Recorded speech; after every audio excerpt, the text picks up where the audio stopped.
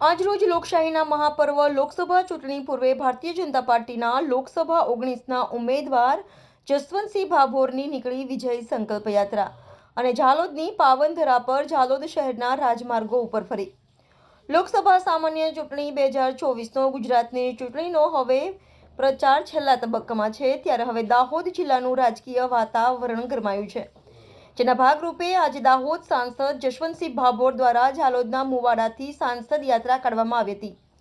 આ યાત્રા ભાજપનો પ્રચાર અને શક્તિ પ્રદર્શન હતું। દાહોદ લોકસભામાં પણ અન્ય રાજ્યોની જેમ કોંગ્રેસની સ્થિતિ નબળી હોય, ચૂંટણી એકતરફી નજરે પડી રહી છે, જેના કારણે ભાજપ સીધી બાજી મારી જશે તેવું જિલ્લાની જનતામાં ચર્ચાઈ રહ્યું છે।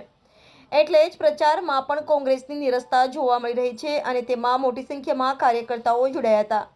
આ વિજય સંકલ્પ યાત્રા ઝાલોદના મુવાડા ચોકડીથી, રામજી મંદિરથી, બસ સ્ટેન્ડથી, ડોક્ટર બાબા સાહેબ આંબેડકર સર્કલથી, રાજેશ ચોકથી, હોરા બજારથી, ગીતા મંદિરથી સ્વર્ણિમ સર્કલ ખાતે વિજય સંકલ્પ યાત્રા પૂર્ણ થઈ હતી।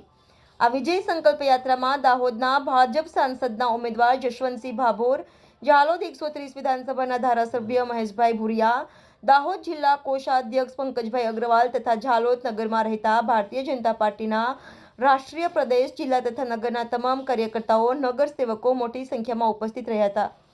સંવાદદાતા દેવકુમાર, દીવ મિરર ન્યૂઝ, ઝાલોદ। નમસ્કાર મિત્રો, હું ફિરોઝ ઈરાની આજે તમને એક નવી વાત કરવા આવ્યો છું।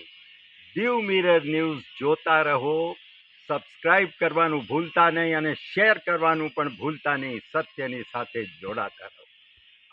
નમસ્તે મિત્રો, હું છું ચાંદની પરમાર।